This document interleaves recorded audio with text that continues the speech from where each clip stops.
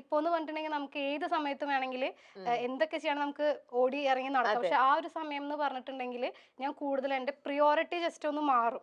ആ സമയത്ത് എനിക്ക് ഇപ്പോൾ ഈ ചെയ്യണ പോലെ എനിക്ക് അത്രയും ഇതിലോട്ട് ചെയ്യാൻ പറ്റില്ല. ഇതാണെങ്കിൽ എനിക്ക് ഒരു ഫോൺ വിളിച്ച് കാര്യങ്ങൾ കോർഡിനേറ്റ് ചെയ്താൽ പോലും ഞാൻ എപ്പോഴും ഇവിടെ അവൈലബിൾ ആവണം എന്നില്ല.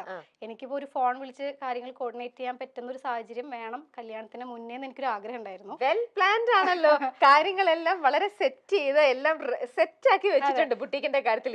ഇനി റോബിന്റെ കൂടെയുള്ള ലൈഫ് സമാധാനമായിട്ട് എൻജോയ് ചെയ്യാവുന്ന ഒരു ഇപ്പൊ എന്റെ എല്ലാം എന്ന് പറയണത് ഇതാണ്. അപ്പൊ എനിക്ക് ഇതിലോട്ടേക്ക് ഞാൻ നെക്സ്റ്റ് ഇയറിൽ കടക്കുമ്പോ എനിക്ക് എന്റെ ഫുൾ എന്റെ അറ്റൻഷൻ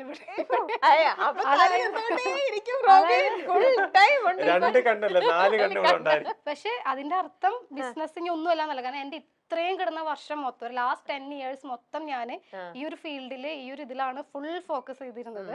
അപ്പൊ ഇനി എനിക്കൊന്നൊരു ഒന്ന് ചേഞ്ച് ആയി കുറച്ച് റിലാക്സ്ഡ് ആയിട്ട് ഹാപ്പി ആയിട്ട് ഇവിടെ കുറച്ചൊരു ഫോക്കസ് ചെയ്യാം അല്ലേ.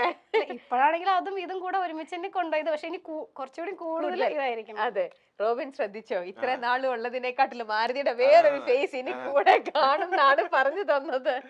റോബിൻ എങ്ങനെ ഉണ്ടായിരുന്നു 2024 എന്ന് പറയുമ്പോൾ ഞാൻ ആക്ച്വലി എല്ലാത്തിൽ നിന്നും മാറി നിൽക്കായിരുന്നു. സോഷ്യൽ മീഡിയ എല്ലാത്തിൽ നിന്നും മാറി നിൽക്കായിരുന്നു. ഞാൻ ആക്ച്വലി എന്താ പറയാ, എനിക്കങ്ങനെ ഭയങ്കര വലിയ സംഭവമായിട്ട് ഒരുപാട് കാര്യങ്ങളൊന്നും നടന്നിട്ടില്ല. പക്ഷെ എല്ലാ കാര്യങ്ങളും എനിക്ക് ഒരുപാട് നല്ല കാര്യങ്ങൾ, പോസിറ്റീവ് കാര്യങ്ങളുണ്ടായിരുന്നു, നെഗറ്റീവ് കാര്യങ്ങളുണ്ടായിരുന്നു. ഇപ്പൊ ഇൻ കേസ് എന്തെങ്കിലും മിസ്റ്റേക്സ് വന്നിട്ടുണ്ടെങ്കിൽ കൂടി അതൊരു ലെസൺ ആയിട്ട് പഠിച്ച് അതിൽ നിന്നും ഇനി ഒരു ആവർത്തന ഉണ്ടാവാതിരിക്കാൻ വേണ്ടി ട്രൈ ചെയ്യുന്നു. പിന്നെ പോസിറ്റീവായിട്ട് ഒരുപാട് കാര്യങ്ങൾ എനിക്ക് തോന്നുന്നു. ഞാൻ പറഞ്ഞില്ലേ, എനിക്ക് ഓരോ ദിവസവും ഒരു പുതിയ പുതിയ കാര്യങ്ങളാണ് എൻ്റെ ലൈഫിൽ ഉണ്ടായിട്ടുള്ളത്. മെയിൻ ആയിട്ടുള്ള കാര്യം എന്ന് പറഞ്ഞാൽ ഞാൻ ആഗ്രഹിച്ചിരുന്ന എൻ്റെ കല്യാണത്തിന്റെ ഒരു തീയതി ഈ വർഷമാണ് നമ്മൾ തീരുമാനിച്ചത്. 2024 തീരുമാനിച്ചത്. അതിനെക്കാട്ടി ഉപരി എൻ്റെ പ്രൊഫഷനിലേക്ക് ഞാൻ തിരിച്ചു വരാം, മെഡിക്കൽ ഫീൽഡ്. ഞാൻ ബിഗ് ബോസ് കഴിഞ്ഞതിന് ശേഷം ലൈക്ക് എന്താ പറയാ, എൻ്റെ പ്രൊഫഷനിലേക്ക് അധികം ഞാൻ വന്നിട്ടുണ്ടായിരുന്നില്ല. കാരണം ഞാനൊരു റൈറ്റ് ചോയ്സ് അല്ലെങ്കിൽ റൈറ്റ് ഒരു ഡിസിഷൻ എടുക്കണം എന്ന് ഞാൻ പ്ലാൻ ചെയ്തിരുന്നു. കാരണം ഞാനിപ്പോൾ ഒരു ഡോക്ടറായിട്ട് ഒരു ഹോസ്പിറ്റലിൽ വർക്ക് ചെയ്ത് കഴിഞ്ഞാൽ അത്രയും പേരിലേക്ക് മാത്രമേ എൻ്റെ സർവീസ് ചെല്ലത്തുള്ളൂ.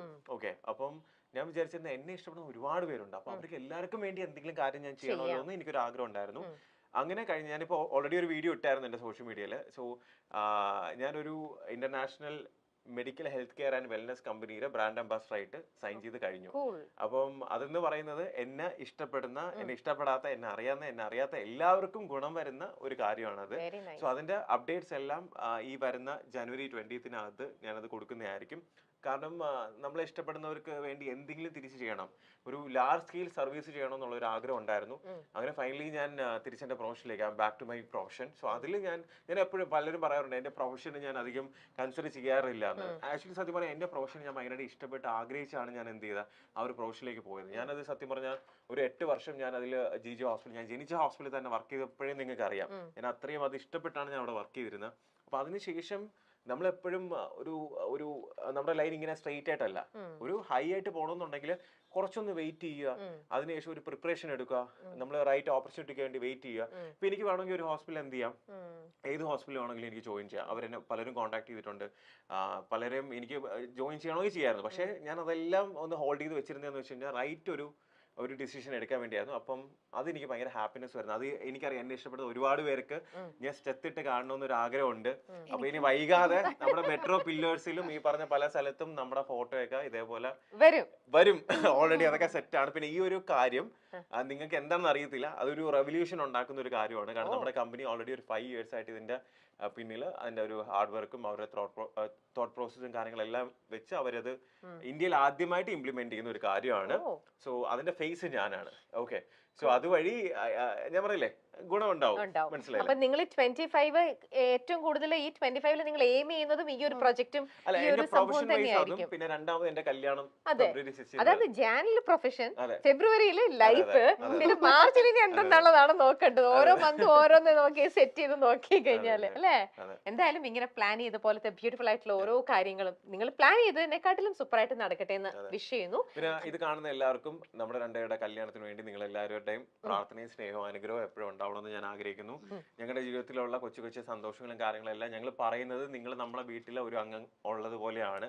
പിന്നെ നമ്മളെ വെറുക്കാനായിട്ട് നിങ്ങളുടെ അടുത്ത് നമ്മൾ വലിയ കാര്യങ്ങളൊന്നും ചെയ്തിട്ടില്ല. നമ്മൾ വെറുക്കൊന്നും വേണ്ട. പിന്നെ പുതിയ വർഷമാണ്, എല്ലാവരും ഹാപ്പി ആയിട്ട് ഹെൽത്തി ആയിട്ട് അടിച്ചു പൊളിച്ച് സന്തോഷമായിട്ട് ജീവിക്കാൻ വേണ്ടി ഞങ്ങൾ രണ്ടുപേരും ആത്മാർത്ഥമായിട്ട് ആഗ്രഹിക്കുന്നു. Very nice Robin. നിങ്ങൾ രണ്ടുപേരും രണ്ടെന്നല്ല ഒന്നൊന്നും തന്നെ നമുക്ക് പറയാം അല്ലെ. ഇനിയിപ്പോ അടുത്ത മാസം നിങ്ങൾ കല്യാണം കഴിക്കാൻ പോകുന്നു.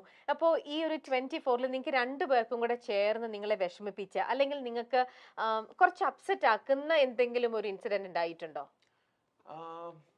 രണ്ടുപേരുടെ രണ്ടായിട്ട് ചോദിക്കുന്നില്ല. ഇൻസിഡൻസ് ഒക്കെ ഉണ്ടായിട്ടുണ്ട്, പക്ഷെ നമ്മളത് ഒരുമിച്ച് മാനേജ് ചെയ്തു. അതെല്ലാം അല്ല, എനിക്കിപ്പോ അങ്ങനെ ഒരു ഇൻസിഡന്റ് ഉണ്ടായാൽ തന്നെ അത് ഇപ്പം ഞാൻ പറഞ്ഞില്ലേ, നമുക്ക് എന്ത് കാര്യം ഉണ്ടെങ്കിലും അത് നമ്മൾ അനലൈസ് ചെയ്ത് നമ്മളത് മനസ്സിലാക്കി മുന്നോട്ട് പോവാന്നുള്ളതിൽ തന്നെയാണ് ഇരിക്കുന്നത്. അതിൽ നമ്മൾ ഭയങ്കരമായിട്ട് അണ്ടർസ്റ്റാൻഡിങ്. ഞാൻ പറയില്ലേ, നമ്മൾ ഏറ്റവും കൂടുതൽ അടുത്തത് ഈ വർഷമാണ്. നമ്മൾ ഏറ്റവും കൂടുതൽ ക്ലോസ് ആയിട്ട് നമ്മൾ പരസ്പരം കൂടുതൽ ഡെപ്ത് ആയിട്ട് നമ്മൾ മനസ്സിലാക്കിയത് ഈ വർഷമാണ്. സോ എന്താ പറയാ, അപ്പൊ നിങ്ങളുടെ അഭിപ്രായത്തിൽ നിങ്ങളുടെ ഒരു എക്സ്പീരിയൻസിൽ എപ്പോഴും ഒന്ന് കമ്മിറ്റഡ് ആയി കഴിഞ്ഞു കഴിഞ്ഞാൽ ഇതേപോലെ കുറച്ചൊരു ലെങ്തി ആയിട്ട് എടുത്തു കഴിഞ്ഞാൽ കുറച്ചും കൂടെ മ്യൂച്വലി അണ്ടർസ്റ്റാൻഡ് ചെയ്യാൻ പറ്റുമെന്ന് തന്നെയാണ് അല്ലെ? അല്ല, ഇതില് മുന്നേ നമുക്ക് അറിയായിരുന്നു, അല്ലെങ്കിൽ നമുക്ക് ഏതെങ്കിലും ഒരു സാഹചര്യത്തിൽ നമുക്ക് ടൈം സ്പെൻഡ് ചെയ്യാനായിട്ട് ഒരു ഗ്യാപ്പ് കിട്ടിയിട്ടുണ്ടായിരുന്നു എന്നുണ്ടെങ്കിൽ അത്രയും പ്രശ്നമില്ല. നമ്മൾ വളരെ രണ്ട് സ്ട്രേഞ്ചേഴ്സ് തമ്മിലാണ് കണ്ടത്. നമ്മൾ ഫസ്റ്റ് ടൈം കണ്ടപ്പോ തന്നെ കല്യാണം എല്ലാവരും കൂടെ ഉറപ്പിച്ചു, നമ്മൾ തീരുമാനിക്കുന്നേക്കാൾ മുന്നേ. അപ്പൊ അതിൻ്റെതായ ഒരു സമയം, പിന്നെ എനിക്കും എന്റെ കരിയർ വൈസിനെ കുറെ കാര്യങ്ങൾ ചെയ്തുകൊണ്ടിരിക്കുന്ന സമയമായിരുന്നു. പക്ഷെ അത് ഒരുപാട് ആളുകളിലോട്ടേക്ക് എത്തുന്നേക്കാൾ മുമ്പ് ഈ ഒരു സംഭവം ഇടയിൽ വന്നു. അപ്പൊ എനിക്കാണെങ്കിലും എന്താ പറയാ, എനിക്ക് മൊത്തത്തിൽ അതും ഇതും എല്ലാം കൂടെ ഒരു കൺഫ്യൂസ്ഡ്